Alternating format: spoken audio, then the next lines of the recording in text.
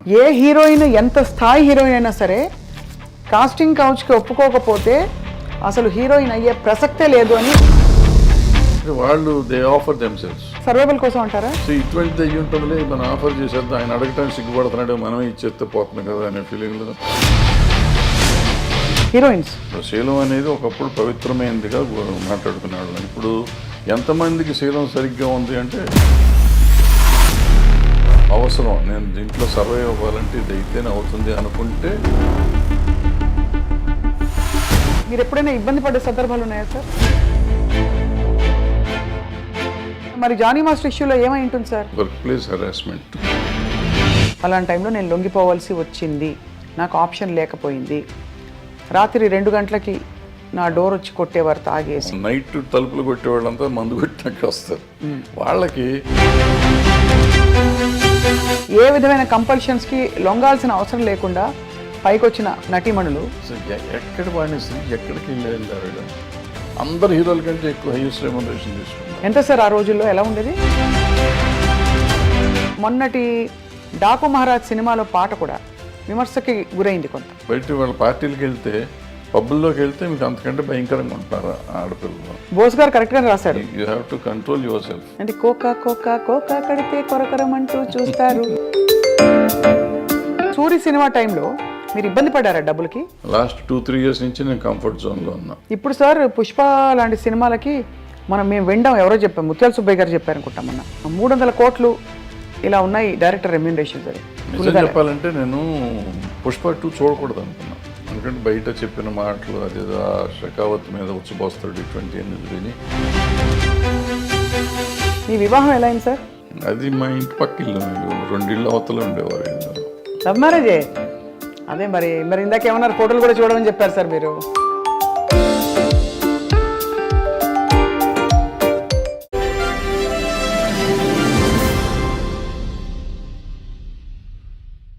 అందరికీ నమస్కారం.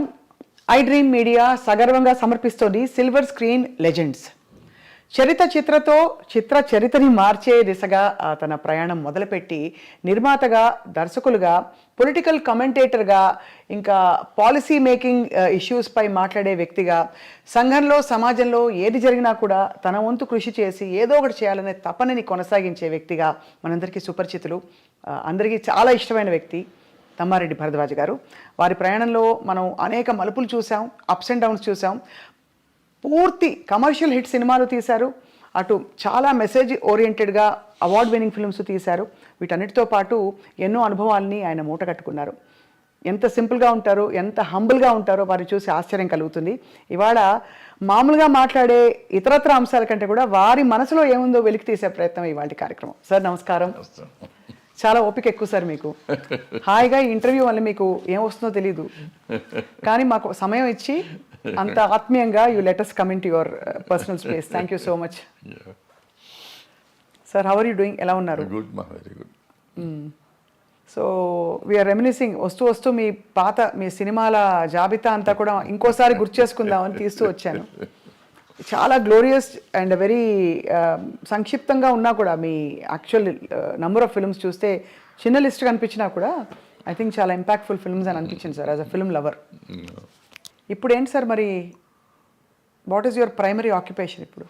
ఏం లేదమ్మా, రైట్ నో ఏం లేదు, ఖాళీగా ఏదో అట్లా టైం పాస్ చేయటం. మీరు ప్రొడ్యూసర్గా మొదలుపెట్టినప్పుడు మీ జర్నీని ఇలాంటి సినిమాలే తీస్తానని అనుకున్న రోజులు ఉన్నాయా, లేక మీరు అలా నాన్నగారి ప్రవేశం ఉంది కాబట్టి అలా కంటిన్యూ అవుతూ వచ్చేసారా?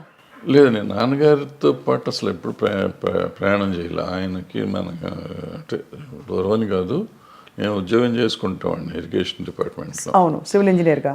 సో బట్ నాకు సినిమాలు అంటే పిచ్చి, సినిమాలు చూడటం పిచ్చి, తీయటం పిచ్చి కాదు. సినిమాలు చూడటం బాగా పిచ్చి. 2-3 సినిమాలు చూసాను రోజు.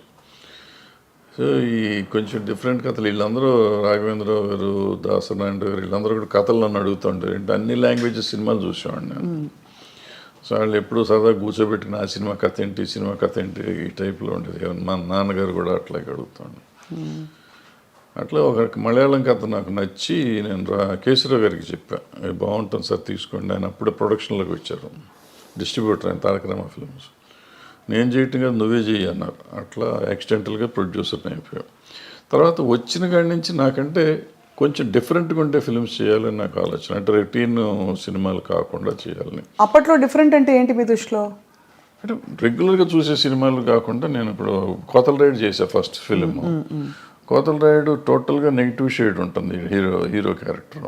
ఫైనల్ క్లైమాక్స్ వచ్చేటప్పటికి చేంజ్ ఓవర్ ఉంటుంది. అంటే మనుషులు మనస్తత్వాల మీద ఎక్కువ ఆధారపడి ఉంటుంది. అంటే కథగా కొత్త కథ ఏం కాదు కానీ మనస్తత్వం, పిల్లడి మనస్తత్వం. దాంట్లో ఒక డైలాగ్ ఉంటుంది, ఆ అమ్మాయిని అతను వాడుకునేసి చెల్లి అంటాడు. ఫాదర్ పిలిపిస్తాడు, ఫాదర్ దగ్గరికి ఆ అమ్మాయి వస్తుంది, నన్ను మోసం చేశాడు మీ అబ్బాయి అని. ఆయన జడ్జి, వీడు గాలితే అంటే వచ్చినప్పుడు ఆ అమ్మాయిని వీళ్ళ పిల్లలకి, అన్నయ్య పిల్లలకి టీచర్ అనమాట, మొత్తాన్ని ట్రాప్ చేశాడు. అయిపోయింది, ఇట్లా అయింది, అన్యాయం చేశాడు మీ అబ్బాయి అని అడిగితే చిచ్చిచ్చి నాకు అట్లా ఎట్లా ఉంటుంది, ఆ అమ్మాయిని చూస్తే నాకు చెల్లెలు ఫీలింగ్ అంటాడు. అంటే అప్పుడు ఆ అమ్మాయి ఒక డైలాగ్ చెప్తుంది, నువ్వు ఆ 2 అక్షరాలు అంత పవిత్రమైన చెల్లి అనే పదం అన్న దానికంటే లంజ అంటే నేను చాలా హ్యాపీగా ఫీల్ అయ్యేదాన్ని. చాలా పవర్ఫుల్ స్టేట్మెంట్ అది బాబోయ్ అని ఆ అమ్మాయి చెప్తుంది. చెప్తే ఫాదర్ అక్కడ మాట్లాడు అని వెళ్ళిపోతుంది అమ్మాయి. వెళ్ళిపోతే అప్పుడు ఫాదర్ అతన్ని కొట్టి, ఇలాంటి దరిద్రుడు నా కడుపును పుట్టిన, నేను సిగ్గుపడతాను, ఈ గెట్ ఆఫ్ మై హౌస్ అని పంపించేస్తాడు. అలాంటి వాడు తండ్రికి కష్టం వచ్చినప్పుడు తండ్రిని కోసం మొత్తం కేసు వేసుకుని ఊరిశిక్షకి వెళ్ళిపోతానికి ప్రిపేర్ అయిపోతాడు. Quiet contrast character. అంటే మనుషులు మనస్తత్వాలు ఎట్లా ఉంటాయి అనేది ఉంటుంది. అట్లాగే మొగుడు కావాలికి వచ్చేటప్పటికి టేమింగ్ ఆఫ్ ద షూని ఒక రకంగా తీశారు. అప్పుడు మంచెలి అని హిందీ సినిమా వచ్చింది, అదో డిఫరెంట్గా ఉంటుంది. హౌ టు టేమ్ రిచ్, చెడిపోయిన అమ్మాయి, ఇలాంటి గాలిగా తిరిగే అమ్మాయి, చెడిపోయిన అమ్మాయి కాదు, రెస్పాన్సిబిలిటీస్ తెలియని అమ్మాయి, సమాజం అంటే రెస్పాన్సిబిలిటీ లేని అమ్మాయి. అటువంటి అమ్మాయిని దారిలోకి తెస్తాడు. అట్లా ఒక్కో సినిమాకి ఒక్కొక్క ఆలోచన ఉండేది. మరో కురుక్షేత్రం తీసాం. అప్పట్లో ఈ కమ్యూనిస్ట్ పార్టీల వాళ్ళంతా విడిపోతున్నారు, 36 పార్టీలని కలవాలి అని చెప్పి ఒక సినిమా తీసాం. అది అప్పటికి జనానికి ఎందుకు చెప్పాలి, తప్పు నాది, చూడండి అన్నారు జనం. అంతే కానీ మీరంటే ప్రొడ్యూసర్గా మీరు అన్ని క్రాఫ్ట్స్లో ఇన్వాల్వ్ అయ్యేవారా? ఎందుకంటే ఆ రోజుల్లో ప్రొడ్యూసర్ అంటే ఎక్సెప్ట్ డైరెక్షన్ అన్నిట్లో ఇన్వాల్వ్ అంటే ఎక్కడ షూటింగ్ లొకేషన్స్, కాస్ట్యూమ్స్ ఏంటి, ప్రతిదీ మనం చేసుకున్నాం. ఎక్సెప్ట్ డైరెక్షన్లో సెట్లోకి వెళ్ళేవాడిని కాదు.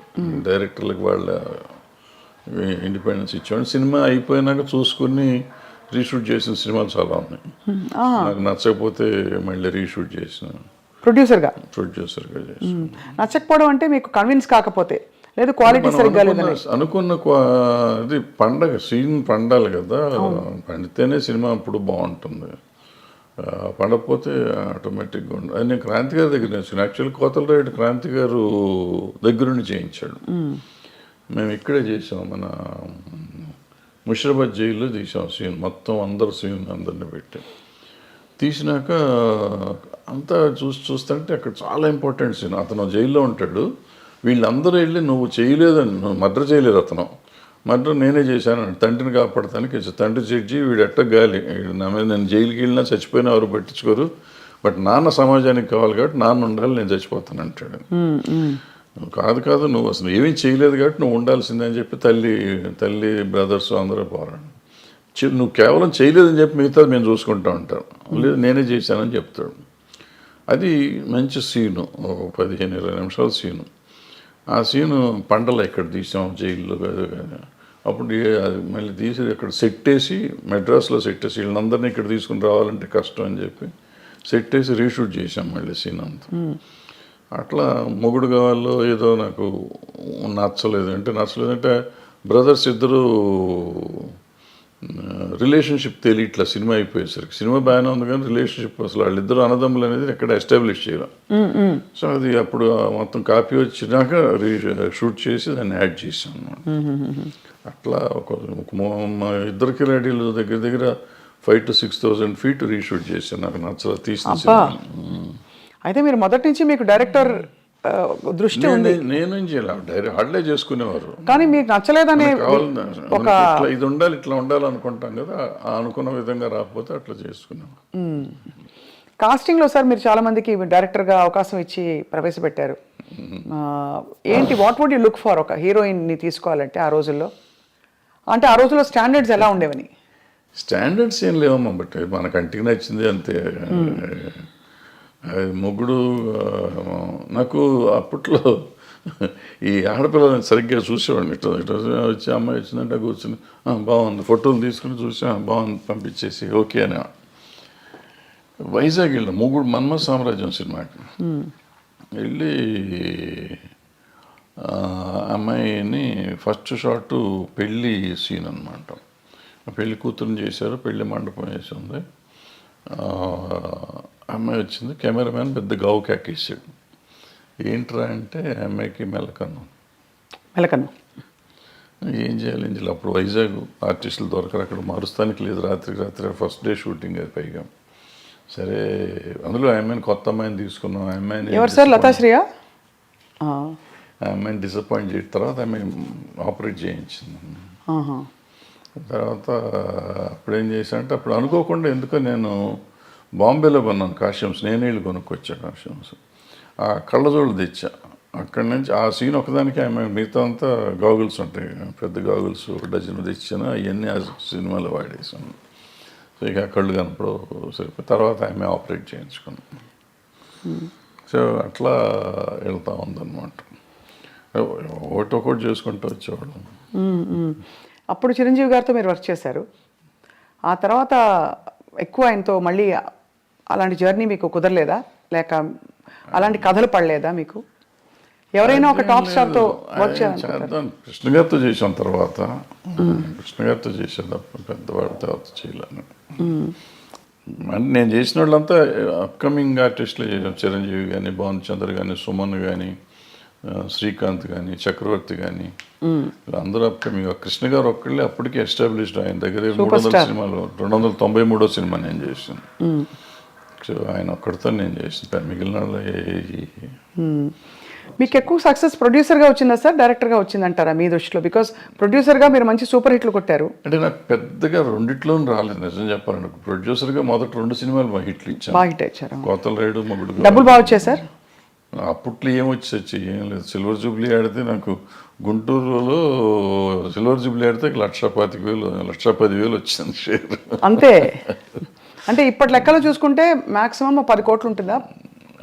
ఇప్పుడే ఉండదు మరి. అంటే బడ్జెట్ కూడా అంతే పెరుగుతుంది కదా మరి. 10 లక్షల సినిమా అది. సినిమా అంతా 10 లక్షలే? 10 లక్షలేగా అప్పుడు. 1978 79 80 80లో మీకు 10 లక్షల బడ్జెట్తో మీరు సినిమా తీశారు. ఇప్పుడు ఒక 2 సీన్ల ఆర్టిస్ట్ని పిలవాలంటే 10 లక్షల కాల్ షీట్. అంతే కదా సార్? అలా మారిపోయాయి స్టాండర్డ్స్, ప్రొడక్షన్ బడ్జెట్స్ మారిపోయింది. అంటే రూపీ వాల్యూ కూడా పడిపోయింది కదా, రూపీ వాల్యూ లేదు. మీరు రీమేక్ చేసిన ఫిల్మ్ బాజీగర్ వేటగాడుగా రీమేక్ అయినప్పుడు అంత సూపర్ హిట్ అయిన సినిమా ఎందుకు తెలుగులో అది జనానికి మనస్కరించలేదు? ఆ నెగిటివ్ షేడ్ ఉండే అలాంటి క్యారెక్టర్ని యాక్సెప్ట్ చేయలేదంటారా? అయ్యి ఉంటుంది. ఎందుకంటే రాజశేఖర్కి చాలా మంచి ఇమేజ్ ఉండేది. అతనికి కొంచెం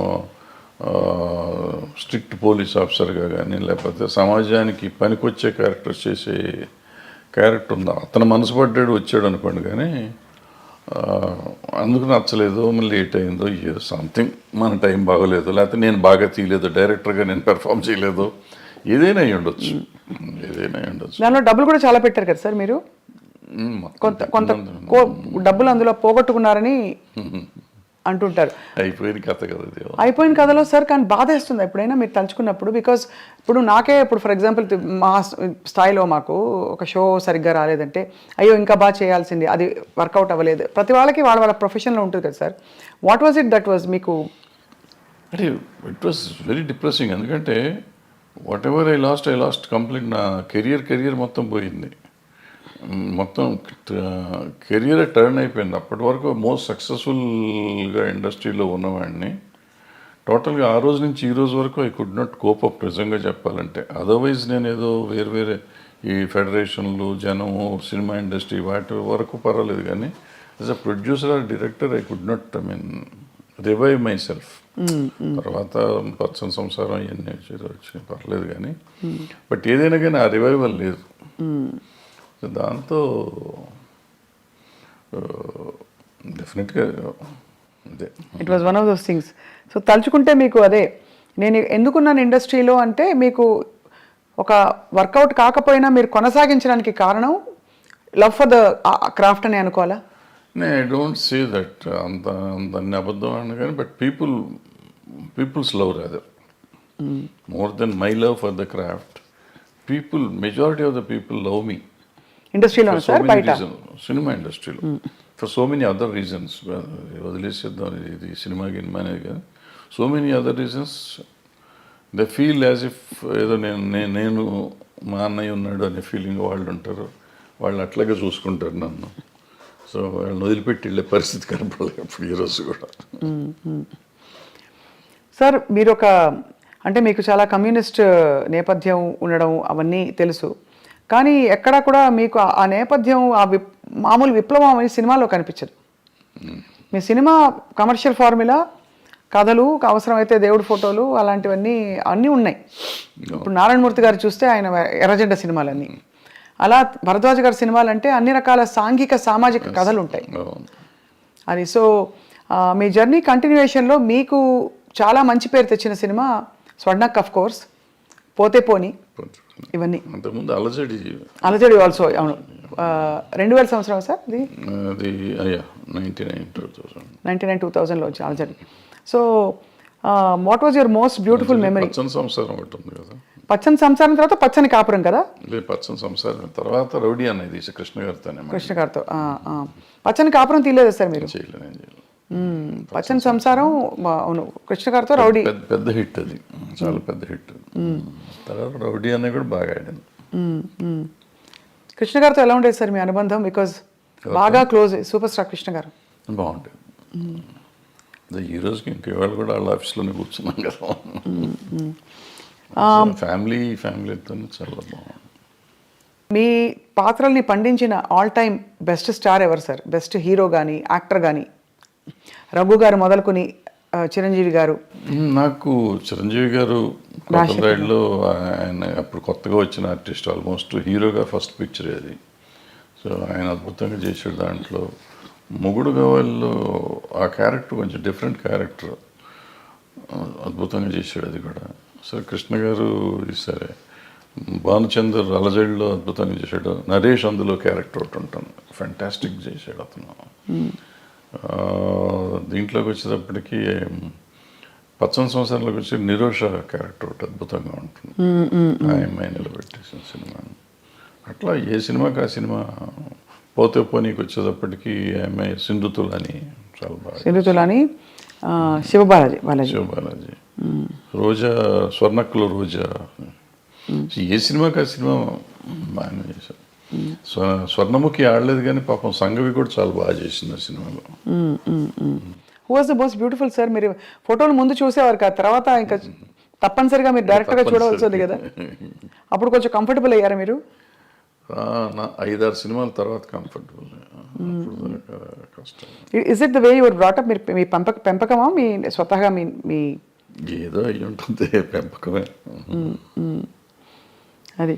సో ఈ క్రమంలో సార్ మీరేమో అంత సిగ్గు బిడియం ఒక వాతావరణం నుంచి వచ్చారు. ఇండస్ట్రీ అనగానే ఒక చాలా ఫ్రీ స్పిరిటెడ్నెస్ ఇవన్నీ కనిపిస్తూ ఉంటాయి. సో మీరు మిమ్మల్ని అలాగే అట్టపెట్టుకున్నారా, లేక పరిస్థితులతో భరద్వాజ్ గారు కూడా కొంచెం అడాప్ట్ అయ్యారా? లేదు, చాలా తక్కువ. ప్రాబ్లీ 25% అడాప్ట్ అయ్యి ఉంటాను, నాట్ 75%, 25%. టు సమ్ ఎక్స్టెంట్ కొన్ని అడాప్ట్ అవ్వకపోతే బాగా సర్వైవ్ అవ్వలేం కదా. అవునవునవును. Like what sir for example? అంటే కొంచెం సోషల్గా ఉండడం, సోషల్గా ఉంటుంది అంతవరకు. అది కూడా నేను పార్టీ బర్డ్ని కాదు, నేను బయటకు వెళ్ళను. ఎక్కడికి వెళ్ళరా సార్? ఫంక్షన్స్ అయ్యేవా ఆ రోజుల్లో? సినిమా ఫంక్షన్స్ ఎక్కువ? ఫంక్షన్స్ అంటే మాకు అప్పుడు ఆడియో ఫంక్షన్స్ అటువంటి, లేకపోతే సినిమా ఓపెనింగ్లు అట్లా ఉండే, అంతే తప్ప వేరే ఉండే. ఈవినింగ్ పార్టీస్ అయితే లేదు ఎప్పుడు? నెవర్. సార్ ఇప్పుడు చాలామంది సినిమా ఇండస్ట్రీ నుంచి సీనియర్స్ అయిపోయిన వాళ్ళందరూ, లేదు ఇంకా సినిమాలు అయిపోయిన డైరెక్టర్లు బయట వచ్చి భాష్యం చెప్తున్నారు. అప్పట్లో వాళ్ళతో వీళ్ళు వాళ్ళతో అని. ఇప్పుడు మనకి నేను పేర్లు చెప్పను, బట్ మీకు అర్థమైపోయి ఉంటుంది ఎవరి గురించి మాట్లాడతారో. వాళ్ళు చాలా అంటే ఆల్మోస్ట్ ఎపిసోడిక్గా చెప్తున్నారు, ఇలా అయ్యేది ఆ రోజు, ఇలా అయ్యేదని. వ్యక్తిగత జీవితాల గురించి కూడా కామెంట్ చేస్తున్నారు. అంటే ప్రతి మనిషికి వ్యక్తిగతం ఉంటుందమ్మా. ఇప్పుడు ఓ, ఇట్లా ఉంటే ఇట్లాగే ఉండేవారు, ఇట్లా ఉండేవారు కాదు. వ్యక్తిగతంగా రకరకాలుగా ఉంటారు మనుషులు. సో దాని వ్యక్తిగతాన్ని గురించి ఇప్పుడు మనం మాట్లాడటం కూడా అనవసరం. ప్రతి మనిషికి ఒక పర్సనల్ లైఫ్ ఉంటుంది. ఆ పర్సనల్ లైఫ్ కొంతమంది ఈ సినిమాల్లో మామూలుగా ఇప్పుడు ఈ కాస్టింగ్ కోచ్ అనేదో చెప్తూ ఉంటారు చూడండి. అవునవును. అది అందరూ చేస్తారంటే అందరూ చేయరు. ఇప్పుడు ఇవన్నీ కూడా మీరు చెప్పింది కానీ నేను చెప్పింది కానీ 1% టు బిలో 10% ఉంటారు అటువంటి వాళ్ళు. మీరు ఇండస్ట్రీ చూసారు కదా, అంతే సార్. ఏ హీరోయిన్ ఎంత స్థాయి హీరోయిన్ అయినా సరే కాస్టింగ్ కౌచ్కి ఒప్పుకోకపోతే అసలు హీరోయిన్ అయ్యే ప్రసక్తే లేదు అని ఒక మాజీ డైరెక్టర్ గారు ఒక బహిరంగ స్టేట్మెంట్ కాదు, ఒక ఇంటర్వ్యూలో చెప్పారు ఆయన. అది చెప్తూ ఉండొచ్చు, తప్పే ఉంది. వాళ్ళ నమ్మకం అయి ఉంటుంది, లేదా వాళ్ళ జరిగిందే, ఆయన చేసిన పని చేసిన కంపెనీల్లో అట్లా జరిగి ఉండొచ్చు. ఆయన ఎక్స్పీరియన్స్ ఏంటో మనకు తెలియదు కదా. నా ఎక్స్పీరియన్స్, నేను ఇన్ని సినిమాల్లో ఉన్నాను, ఇన్ని రోజుల నుంచి నేను ఉన్నాను. ఆల్మోస్ట్ 50 years అవుతాను నేను ఇండస్ట్రీకి వచ్చి. 50 yearsలో I have never seen that, to be frank. ఇది అబద్ధం కాదు, నిజం. ఇన్ఫ్యాక్ట్ నాకు రివర్స్ నేను ఎక్స్పీరియన్స్ చేశాను. ఫర్ ఎగ్జాంపుల్ ఎలా రివర్స్ అంటే ఏంటి సార్? వాళ్ళు they offer themselves, girls, women. అంటే ఆఫర్ అంటే సర్వైవల్ కోసం అంటారా? ఇంతే పాపం. వాళ్ళకి ఏముంటుంది, భయం. మనం ఏంటో తెలియదు కదా. సో ఇటువంటిది అయ్యి ఉంటుందిలే, మనం ఆఫర్ చేసేద్దాం, ఆయన అడగటానికి సిగ్గుపడుతున్నాడు, మనమే ఇచ్చేస్తే పోతుంది కదా అనే ఫీలింగ్లో. అలా ఉన్నారా సార్ హీరోయిన్స్? అందరూ ఎవరో ఒకళ్ళు ఉంటారమ్మా. ఇప్పుడు వీళ్ళు అడిగారు అన్న ఎంతమంది తక్కువ మంది ఉంటారో అట్లా అడిగే వాళ్ళు కూడా అంతే తక్కువ ఉంటారు. That's why I'm telling you. You're giving a parallel, అది అర్థమైంది. బట్ అలా బిట్వీన్ 1 to 10% ఉంటారు తప్ప. అప్పట్లో సెల్ ఫోన్స్ ఏవి ఉండేవి కాదు కదా సార్. ఏముండదు. అలా అడగడం ఎలా తెలిసేది మరి వీళ్ళకి? అంటే కబురు పెడతారా? అడగటం ఇవన్నీ డైరెక్ట్గా అడగటమే. అడిగేవాళ్ళు అనేవాళ్ళు డైరెక్ట్గా అడగటమే. ఎటు అడిగినా, వీళ్ళు అడిగినా వాళ్ళు అడిగినా, వాళ్ళైనా దానికి మొహమాటం సిగ్గులు ఏముండవు. It's very awkward sir. And అంటే ఇంత బ్యూటిఫుల్ పరిశ్రమలో ఈ ఒక్క విషయం ఇంత చర్చనీయాంశం అవుతుంది గత 10 ఏళ్లలో. అంటే చర్చనీయాంశం అంటే 2 రకాలమ్మది. ఇప్పుడు పిచ్చి ముందా పెళ్లి ముందా అంటే ఇప్పుడు ఇద్దరికి ఇష్టమైతే ఇప్పుడు అడగగానే లొంగిపోతారు అనేది కూడా నేను నమ్మను. అన్లెస్ వాళ్ళకి ఒక అవసరం, నేను దీంట్లో సర్వైవ్ అవ్వాలంటే ఇది అయితేనే అవుతుంది అనుకుంటే లొంగొచ్చు. లేదంటే ఎందుకు లొంగుతారు వాళ్ళు? అలాంటి ఏమంటారు, మ్యూచువల్ బెనిఫిట్ కోసం జరిగితే జరగాలి తప్ప నేనేదో ప్రతి వాళ్ళు ఇట్లా చేస్తారంటే జరిగేది కాదు. మీరు ఎప్పుడైనా ఇబ్బంది పడే సందర్భాలు ఉన్నాయా సార్? ఎట్లా అంటే వేర్ డైరెక్ట్లీ ఆర్ ఇండైరెక్ట్లీ మీకు ఒక కబురు పెట్టి మీ హీరోయిన్స్ వండుకుంటే ఒకటి అరా ఉంటాయి అంతే కాదు కానీ ఒకటి. అంటే అందరూ అలా వచ్చి ఉంటారు కదా, మీరు చెప్పారు కాబట్టి ఐఎమ్ ఆస్కింగ్. సో చాలా మంది చాలా జెంటిల్, చాలా మర్యాదగా సొంత పిల్లల్లాగా. నాకు ఆడపిల్లలే 3. సో వాళ్ళంతా మన ఇంటికి వచ్చి ఇంట్లో ఆడపిల్లలాగానే ఉండేవారు తప్ప ఎవరు ఒకటి అరా అటువంటి ఉన్నా కానీ పెద్ద విషయం. ఇవన్నీ అంటే ఇది ఇప్పుడు లేటెస్ట్గా మీరు కూడా మొన్న ఆఫ్ రికార్డ్ చాలా విషయాలు మీరు మాట్లాడినప్పుడు ఎక్స్ప్లెయిన్ చేసి చెప్పారు సార్.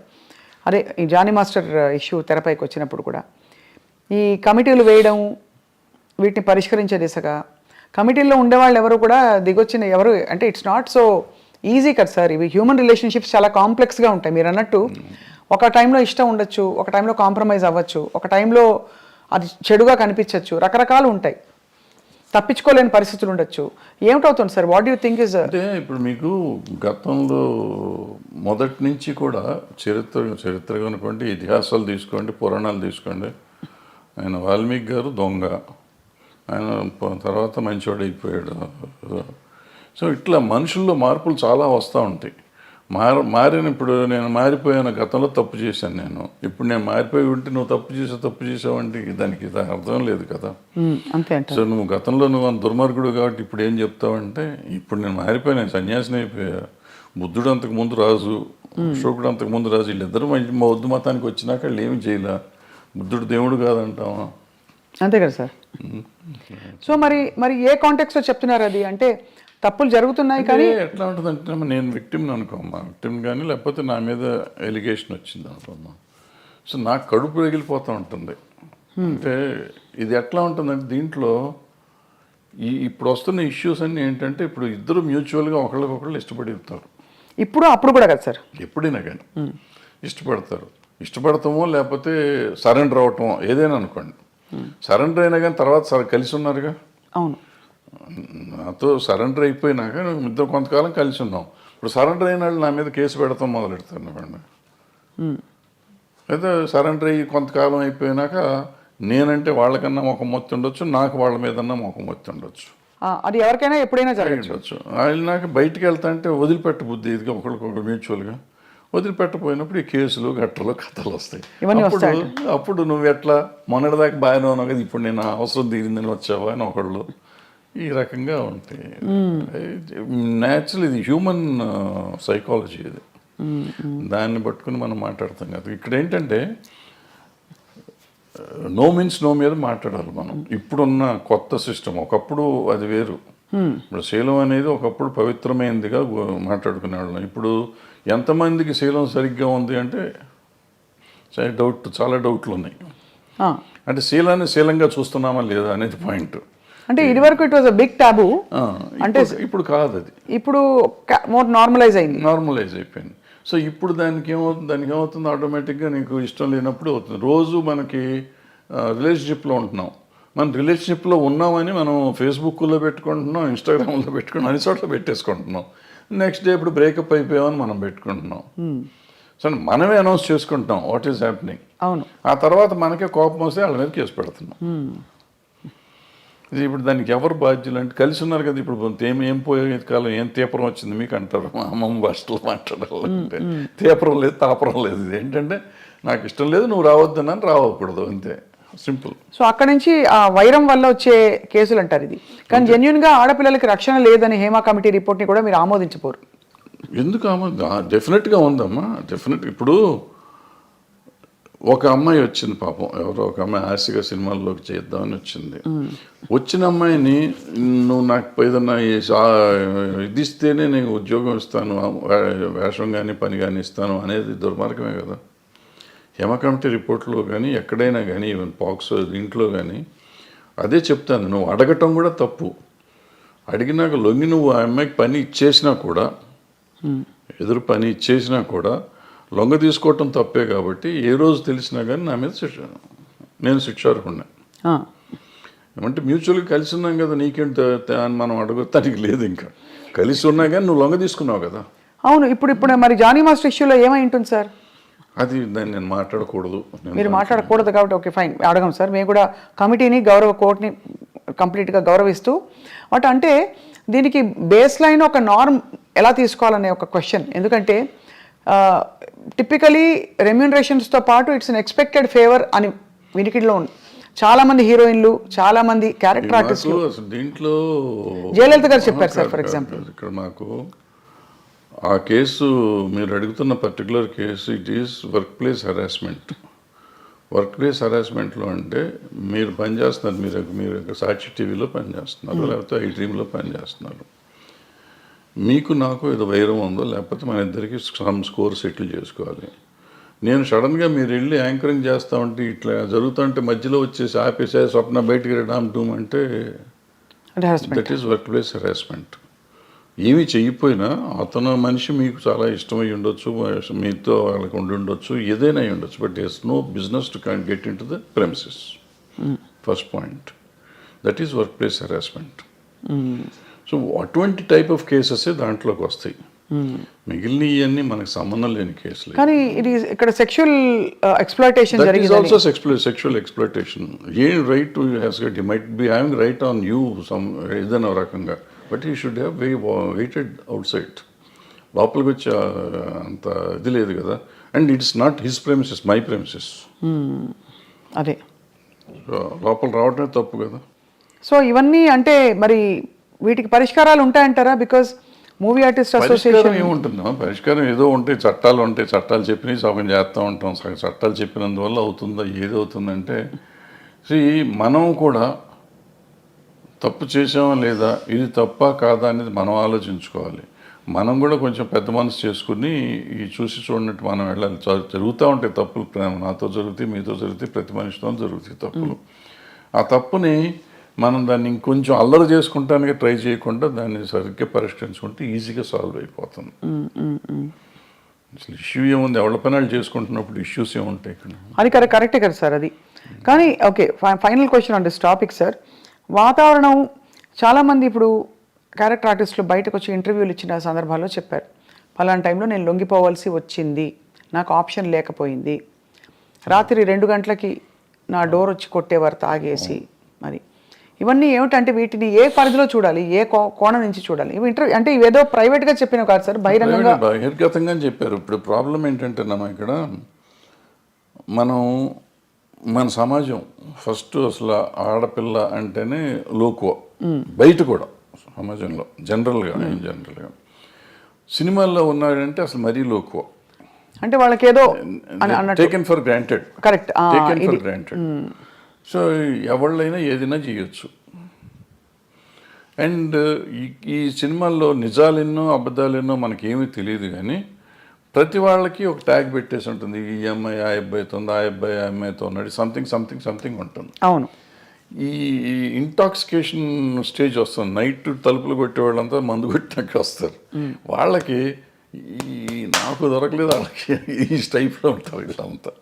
దీని మీద ఈడే తలుపు కొట్టి ఆడి దగ్గరికి వెళ్ళి నా దగ్గర రావా ఈ టైప్లో ఉంటారు. ఇవన్నీ ఇటువంటి అంటే ఊరికి చెప్పు, దీని మీద కాదు, బట్ అటువంటి జరుగుతానికి అవకాశాలు ఎక్కువ ఉంటాయి. అవకాశాలు ఉంటాయి, రైట్.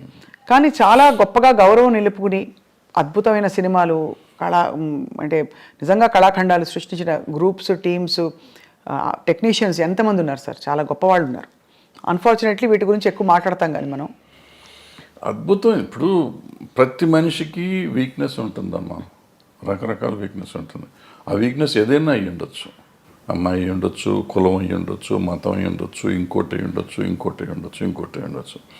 సో ఆ వీక్నెస్ని గురించి మనం మాట్లాడితే ఇప్పుడు ఎప్పుడు మంచిని గురించి కూడా మాట్లాడవచ్చు కదా. తప్పకుండా. మంచిని గురించి మాట్లాడితే ఇప్పుడు ఈ అమ్మాయిల వీక్నెస్ని గురించే మాట్లాడితే ఇవాళ సమాజంలో ఎంతమంది నిలబడతారు? పొలిటీషియన్స్ని తీసుకోండి, సినిమా యాక్టర్లను తీసుకోండి, ఈవెన్ బయట సమాజంలో తీసుకోండి, సాఫ్ట్వేర్లో తీసుకోండి, మీడియాలో తీసుకోండి, ఎక్కడన్నా తీసుకోండి, స్త్రీయే మూల కారణం అంటారు. ఇప్పుడు నేను ఇది ఉంది కదా, ఈ కేసు ఉంది కదా, ఇది మన ఐసీఎల్ని పెట్టిన కోర్టు, అదే పాష్ రూల్స్ ప్రకారం తీసుకుంటే ఈ చెప్పిన ఏ సెక్టర్లో అయినా మగవాళ్ళు ఉంటారా? ఉండరు. కొంతమంది బహిరంగంగా బయటకు వచ్చేవి, కొంతమంది రాకుండా, కొంతమంది దాని ఇప్పుడు నువ్వు మా ఇందాక వచ్చి నీ షేక్ హ్యాండ్ ఇస్తే కూడా తప్పే, నీ చెయ్యి నా చేతికి తగిలితే తప్పే, according to posh act. Bad touch, good touch అంటారు. నువ్వు బ్యాడ్ టచ్గా ఫీల్ అయ్యావు, నేను గుడ్ టచ్ నీకు ఇచ్చింది. అలా కూడా పడతారు సార్ కేసులు? బ్యాడ్ టచ్, గుడ్ టచ్ ఉంది కదా, ఉంది. బట్ అంటే దానికి ఒక సమంజసమైన పరిధి నిజంగా ఉండొచ్చు. నీకు నువ్వు ఫీల్ అయ్యి ఉండొచ్చు, నేను ఫీల్ అయ్యి ఉండకపోవచ్చు, నువ్వు ఫీల్ అయ్యి ఉండొచ్చు. నువ్వు ఫీల్ అయితే కేసేగా. అది మొత్తానికైతే క్లిష్ట పరిస్థితుల్లో అలా మామూలుగా వస్తున్నావు. నేను చనువుగా ఫాదర్లీ ఫీలింగ్తో స్వప్న బలి చేసావని ఒక దెబ్బేసాను అనుకో, అమ్మాయిని ముట్టుకున్నావు, కాంపౌండ్ కింద అయిపోయావు. నువ్వు కేసు పెడితే నేను అయిపోయాను. సో అందుకే చాలా అతి జాగ్రత్తగా ఉండవలసిన చాలా జాగ్రత్తగా ఉండాల్సిన పరిస్థితులు వచ్చినాయి. ఇప్పుడైతే మాత్రం ఈ as long as this posh case this act ఉన్నంత కాలం అతి జాగ్రత్తగా ఉండకపోతే కొంపలు మునుగుతాయి. అండ్ ఇప్పుడు సోషల్ మీడియా వచ్చాక అసలు క్షణాల్లో అన్ని వైరల్ తర్వాత ఇంకా చాలా జాగ్రత్తగా ఉండాలి. అంటే డెఫినెట్గా ఇవన్నిటి వల్ల కొంత మార్పు వస్తుంది. 100% పోతుందా అంటే నేను అంత ఈజీ కాదు. ఎందుకంటే ఆడపిల్లలు కూడా కొంచెం స్ట్రాంగ్ అవ్వాలంటే ఉన్నారమ్మా, చాలా స్ట్రాంగ్ ఉన్నారు. ఆడపిల్లలు అంత ఈజీగా ఏం లేరు. కొంతమందికి సర్వైవల్ కోసం లొంగేవాళ్ళు ఉంటారు. సర్వైవల్ కోసం నేను ఏదైనా అచీవ్ చేయాలి, ఎలాగైనా అచీవ్ చేయాలనుకునే వాళ్ళు కొంతమంది, ఏమీ చేయకుండా నేను అచీవ్ ఎందుకు చేయలేను, నా టాలెంట్తో నేను ఎందుకు అచీవ్ చేయలేను చేసిన వాళ్ళు ఉన్నారు, చేస్తున్నారు కూడా. ఆ రకంగానే అచీవ్ చేస్తారు, ఈ రకంగానే అచీవ్ చేస్తారు. ఎవళ్ళు రైట్ ఎవళ్ళు తప్పు అంటే tell me one name sir who you have great respect for, అంటే ఇన్ దిస్ రిగార్డ్ వాళ్ళ కష్టపడి పైకి వచ్చారు. అంటే నేను క్యారెక్టర్ పర్స్పెక్టివ్ నుంచి చెప్పట్లేదు సార్, జస్ట్ ఏ విధమైన కంపల్షన్స్కి లొంగాల్సిన అవసరం లేకుండా పైకి వచ్చిన నటీమణులు మీరు చాలా గౌరవించేవాళ్ళు. మీకు వాణిశ్రీ గారు ఎక్కడొచ్చారు? ఆవిడ ఏమిటి, ఆవిడ ఎక్కడ జూనియర్ ఆర్టిస్ట్, ఆవిడ అసలు ఏ రేంజ్కి వెళ్ళారు, అసలు హీరోస్ని కమాండ్ చేసి ఇండస్ట్రీనే కమాండ్ చేసే లెవెల్కి వెళ్ళారు. హయ్యెస్ట్ పెయిడ్ ఆర్టిస్ట్ ఆవిడ. సింపుల్, ఆవిడ అంతకంటే గొప్పవాళ్ళు ఎవరు లేరు మార్కెట్లో. భానుమతి గారు అంటే వాళ్ళు వేరే, భానుమతి గారు కమాండ్ చేశారు. జమున్ గారు కమాండ్, జమున్ గారు కూడా మామూలుగా ఇచ్చారు, ఆవిడ కమాండ్ చేశారు. ఆవిడ రామారావు గారు నాగేశ్వరరావు కాదని చెప్పి ఆ రోజుల్లో షీ గుడ్ విత్ స్టాండ్. మనం అనుకుంటాం రామారావు నాగేశ్వరరావు కంటే వేరే లేదు ఆ రోజుల్లో, ఆల్టర్నేటివ్ లేని పరిస్థితుల్లో ఆవిడ నిలబడి మళ్ళీ వాళ్ళిద్దరూ ఆవిడతో కాంప్రమైజ్ అయ్యారు తప్ప ఆవిడ వాళ్ళతో కాంప్రమైజ్ అవ్వలేదు. సో ఇప్పుడు ఇదేం లేదు, అదే ఏదో అయిపోతుంది అదేం లేదు. సౌందర్య గారు చెప్పుకుంటా పోతే ఎవరైనా ఉంటారు, ఎవరికి ఉండే వీక్నెస్ వాళ్ళకు ఉంటుంది. ఆ వీక్నెస్లోని మనకి సంబంధం లేదు, వాళ్ళ పర్సనల్ ఇష్యూస్ అయ్యి. కరెక్ట్ అండి, అంతే సార్. అంతే తప్ప వీళ్ళంతా ఇటు లొంగిపోయారా ఉన్నారా? వాణిశ్రీ గారు ఏం చేశారు అసలు? ఆవిడ ఏంటి, అక్కడ ఎక్కడి నుంచి వచ్చింది? కానీ ఆ రోజుల్లో ఎవరు మనసు పడలేదా సార్ వాణిశ్రీ గారిని చూసి? చాలా పడితే పడ్డారు, ఆ గొడవ మనకు సంబంధం లేదు. బట్ ఆవిడ డిక్టేట్ చేసింది కదా. అవును, ఆవిడ వచ్చిన రోజు నుంచి ఆవిడ అట్లా ఎదుగుదల వచ్చింది కదా అవును. సినిమా ఇండస్ట్రీలో. అంటే ఆవిడలో టాలెంట్ లేకపోయి ఉంటే ఆవిడ ఇంత గొప్పది అయ్యేది కాదుగా. కరెక్ట్. టాలెంట్ ఉంది కాబట్టే కదా, మిగిలిన ఏంటనే పక్కన పెట్టండి. ఆవిడ ఏదో బాగాలేదన్నారు, కళ్ళు బాగాలేదంటారు, అది అంటారు, ఇది అంటారు. ఫైనల్గా ఆవిడే గాడెస్ అయిపోయింది కదా. అవును, అన్ని భాషల్లోనూ, తమిళ్లోనూ, తెలుగులోనూ. ఏం అందం సార్ అసలు. అంటే రంగు తక్కువ అని అప్పుడు అన్న వాళ్ళందరూ ఒక్కసారిగా వాణిశ్రీ చీర కట్టారంటే, వాణిశ్రీ గారి చీర అంటే ఒక ట్రెండ్ సెటర్. సో ఎక్కడ వాణిశ్రీ ఎక్కడికి వెళ్ళేది ఆవిడ? అందరు హీరోల కంటే ఎక్కువ హైయెస్ట్ రెమ్యునరేషన్ తీసుకుంది ఆవిడ. ఎంత సార్ ఆ రోజుల్లో? ఎలా ఉండేది ఆ రోజుల్లో 2.5-3 లక్షలు తీసుకుంది నాకు తెలిసినప్పుడు. అప్పుడు వీళ్ళు ఎవరు 2 లక్షలు టచ్ చేయలేదు. అప్పుడు ఎవరు, ఏ హీరోలు? రామారావు గారు, నాగేశ్వరరావు కూడా? రామారావు గారు ఇంకా తక్కువ. శోభన్ బాబు తీసుకున్నాడు అప్పట్లో, 2 తీసుకున్నాడు. ఈవిడ 2.5 తీసుకుంది రోజుల్లో. మరి కాలం మారిపోయిందా, డబ్బు విలువ పడిపోయిందా సార్? రామారావు గారు కంబ్యాక్ వచ్చినాక ఆయన హైయెస్ట్కి వెళ్ళిపోయారు. ఆ మధ్యలో బడిపంతులు చేసే రోజుల్లో ఆయన 1,00,000 దగ్గరే ఉన్నారు అన్నమాట. సార్, ఆన్ స్క్రీన్ గురించి మాట్లాడదాం. మనకి ఎక్కడో ఇన్ పోర్ట్రేయింగ్ విమెన్, అంటే విమెన్ ఇష్యూస్ మీద మీరు బాగా స్పందిస్తూ మాట్లాడుతూ వచ్చారు కాబట్టి, స్క్రీన్ మీద కూడా మొన్నటి డాకు మహారాజ్ సినిమాలో పాట కూడా విమర్శకి గురైంది కొంత. అవసరమా అని, తప్పు రైట్ అని కాదు, ఇది అవసరమా మనకి? అంటే మీ పరిధిలో మీరు ఎప్పుడు కూడా అశ్లీలం, అసభ్యకరం అనే అంశాలకు కానీ, స్టెప్పులు వేసినప్పుడు ఇలాంటివి కానీ మీరు జాగ్రత్తలు తీసుకునేవారా? Were you very conscious? డెఫినెట్గా వెరీ కాన్షియస్. అంటే నాకు ఒక్క సినిమాకి నాకు కోపం వచ్చి తీసాను, బంగారు మొగుళ్ళు అనుకుంటే. ఇటువంటి దరిద్ర పని నేను కూడా చేశాను. ఆ పాటే దరిద్రం. అక్కడ చేయేస్తే ఇక్కడ చేయేస్తే సంథింగ్ ఏదో ఉంటుంది, సరే గుర్తులేదు. అంటే మంచి నీతిగా అసలు ఎక్కడ ముట్టుకోకుండా ఒకరినొకరు టచ్ చేయకుండా సినిమా తీస్తుంటే ఎవడో చూడలేదని కోపం వచ్చి ఆ సినిమా దరిద్రం పెట్టండి అని చెప్పి నేనే పెట్టి తీస్తాను. అంటే ఒక్కోసారి ఫ్రస్ట్రేషన్లో చేసిన పని అది చేసింది నేను చేసిన తప్పే. బట్ ఇవాళ వాళ్ళు చేసిన తప్పంటే ఇప్పుడు నాకు వయసు అయిపోయి నేను సినిమాలు లేవు కాబట్టి వాళ్ళు చేసిన తప్పండి. ఇవాళ చిరంజీవి గారు ఠాగూర్లోనో దేంట్లోనో అదేదో సినిమా పాట ఏదో ఉంటుంది ఉంటే నేను అప్పుడు కామెంట్ చేశాను, అంత అద్భుతమైన సినిమాలు ఇది ఏంటండి అని చెప్పి. ఆ తర్వాత వాళ్ళంతా ట్రోల్ చేశారు. అట్లాగే బాలకృష్ణ గారు మొన్న ఆ సినిమాలో కూడా అది అనవసరం, అది ఆయన స్టేచర్కే అనవసరం. అసలు ఇవాళ అటువంటి చూస్తారు అనుకోవటం అనవసరం. అంతకుముందు ఆయన చేశాడు కదా భగవత్ కేసరి, అద్భుతంగా చేశారు ఆ సినిమా.